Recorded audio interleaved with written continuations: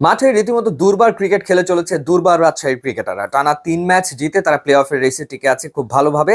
আর মাঠের বাইরেও দুর্বার গতিতেই একের পর এক ঘটনার জন্ম দিয়ে চলেছে এই ফ্র্যাঞ্চাইজিটি, এবং সেটা বিপিএল এর একেবারে শুরু থেকে।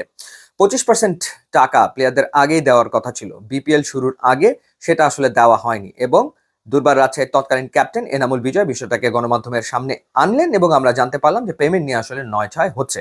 পরিস্থিতি এরপর এমন একটা পর্যায়ে পৌঁছে গেল যে দুর্বার রাজশাহীর ক্রিকেটাররা সিদ্ধান্ত নিল অনুশীলন বর্জন করার, এবং ম্যাচ না খেলার কথাও তারা ভাবতে শুরু করলো। সেই সময় বিসিবির হস্তক্ষেপ আমরা দেখলাম। ফারুক আহমেদ তিনি ছুটে গেলেন চট্টগ্রামে, এবং তিনি বিষয়টার সমাধান করার চেষ্টা করলেন, ক্রিকেটারদের আশ্বস্ত করলেন। পরবর্তীতে ক্রিকেটাররা আসলে মাঠে নামলো।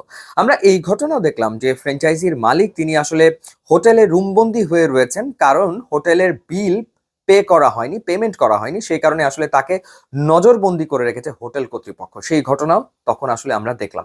এর ভেতরে আমরা জানতে পারলাম যে প্লেয়াররা পেমেন্ট তো আসলে পায়নি, ভাতা যেটা দেওয়া হয় দৈনিক ভাতা, সেই দৈনিক ভাতাও আসলে ক্রিকেটারদেরকে দেওয়া হচ্ছে না, সেটাও আসলে তারা পাচ্ছে না। এরপর আমরা যে ঘটনাটা দেখলাম সেটা হলো বিদেশি ক্রিকেটাররা বেঁকে বসলো, এবং যখন ঢাকায় বিপিএল শুরু হলো বিদেশি ক্রিকেটাররা রুমবন্দি হয়ে থাকলো হোটেল রুমে। তারা মাঠে আসতে অপারগতা প্রকাশ করলো, কোনোভাবেই তারা আসলে আসবে না, কারণ তাদের পেমেন্ট দেওয়া হচ্ছে না। তো তারপর যেটা হলো বিপিএল এর নিয়মই আসলে পাল্টে ফেলতে হলো। ইতিহাসে প্রথমবারের মতো দুর্বার রাজশাহী তারা 11 জন দেশি ক্রিকেটারকে নিয়ে খেলতে নেমে গেল, এবং সেই ম্যাচ তারা আসলে জিতলো, যেখানে নিয়ম হচ্ছে প্লেইং 11-এ 2 জন বিদেশি ক্রিকেটার থাকতেই হয়। তো সেই নিয়ম আসলে পাল্টে ফেলতে হলো এই দুর্বার রাজশাহীর কারণে। এর ভেতরে কি হলো, মাঠের ক্রিকেটে রংপুর রাইডার্স যারা পয়েন্ট টেবিলের লিডার তাদেরকে পরপর দুবার দুর্বার রাজশাহী আসলে হারিয়েও দিল। সেই ঘটনাটা আমরা দেখলাম। এনামুল বিজয় যিনি অধিনায়ক ছিলেন তাকে পাল্টে ফেলা হলো, তাসকিন আহমেদকে নতুন ক্যাপ্টেন করা হলো। তাসকিনের নেতৃত্বে মাঠে দুর্দান্ত ক্রিকেট রাজশাহী খেলে চলেছে, সেটা বাস্তবতা। আবার এদিকে চেক বাউন্সও করছে, অর্থাৎ তাসকিন আহমেদ মাঠে একের পর এক বাউন্সার যেরকম দিয়ে যাচ্ছেন, মাঠের বাইরে ফ্র্যাঞ্চাইজি মালিক যিনি রয়েছেন তিনিও একের পর এক বাউন্সার দিয়ে যাচ্ছেন। সেই বাউন্সারগুলো ক্রিকেটারদেরকে আসলে সামলাতে হচ্ছে। কবার আসলে চেক বাউন্স হতে পারে? আমরা যেটা জানতে পারলাম যে দুবার চেক বাউন্স হয়েছে, এবং অনেক ক্রিকেটার এখনো কোনো পেমেন্ট আসলে পায়নি। এর ভেতরে আবার এটাও আমরা শুনতে পেলাম ফ্র্যাঞ্চাইজি মালিক যিনি রয়েছেন তিনি নাকি ক্রিকেটারদেরকে বোনাসও দিচ্ছেন, সেই ঘটনা আমরা শুনতে পেলাম। অর্থাৎ দৈনিক ভাতা পরিশোধ করা হচ্ছে না, আবার ম্যাচ জিতলে ক্রিকেটাররা বোনাস পাচ্ছে, সেই ঘটনা আমরা দেখলাম। কি অদ্ভুত! সত্যিকার অর্থে এই ব্যাপারটা খুবই অদ্ভুত। আবার আমরা এও দেখলাম যে ফ্র্যাঞ্চাইজি ওনারকে কাঁধে চড়িয়ে জয় উদযাপন করছে দুর্বার রাজশাহীর ক্রিকেটাররা, সেই ঘটনাও আমরা আবার দেখলাম।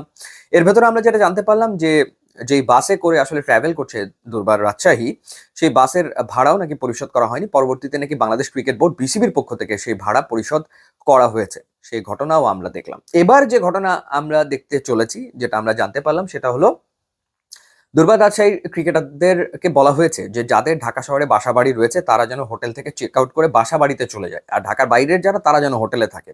এই ঘটনাও এর আগে বিপিএল আসলে আমরা দেখিনি, যে টুর্নামেন্ট চলাকালীন সময়ে যেখানে একটা দলের প্লে অফে খেলার উজ্জ্বল সম্ভাবনা, সেই দলের ক্রিকেটারদেরকে বলা হচ্ছে যে হোটেল থেকে চেক আউট করে বাসা বাড়িতে চলে যেতে। ঢাকায় এসে আরো একটা ঘটনা ঘটিয়েছিল দুর্বার রাজ্যে, সেটা তারা যে হোটেলে ছিল সেই হোটেল থেকে তাদেরকে আর এক হোটেলে স্থানান্তর করা হয়েছিল পেমেন্ট জটিলতার কারণেই, এবং সেটা ম্যাচের দিন। এটাও বিপিএল এর আগে কোনোদিন আমরা আসলে দেখিনি। তো একের পর এক নতুন ঘটনা আমরা দেখছি। তো এবার আসলে প্লেয়ারদেরকে বলা হয়েছে বাসা বাড়িতে চলে যেতে হোটেল ছেড়ে দিয়ে। কেন যেন মনে হচ্ছে যে ফ্র্যাঞ্চাইজি মালিক তিনি আসলে পৃথিবীর ইতিহাসে, পুরো পৃথিবীর ফ্র্যাঞ্চাইজি ক্রিকেটের ইতিহাসে একমাত্র মালিক যিনি আসলে চাইছেন না প্লে অফে আসলে রাজশাহী খেলুক, কারণ আসলে তার খরচ বাড়বে। এই খরচের ভার তিনি আর বহন করতে পারছেন বলে আমার কাছে অন্তত মনে হচ্ছে না, এবং আমার মনে হয় যে তিনি আসলে চাইছেন না যে প্লে অফে রাজশাহী খেলুক। অবস্থা দেখে তো তাই আসলে মনে হচ্ছে।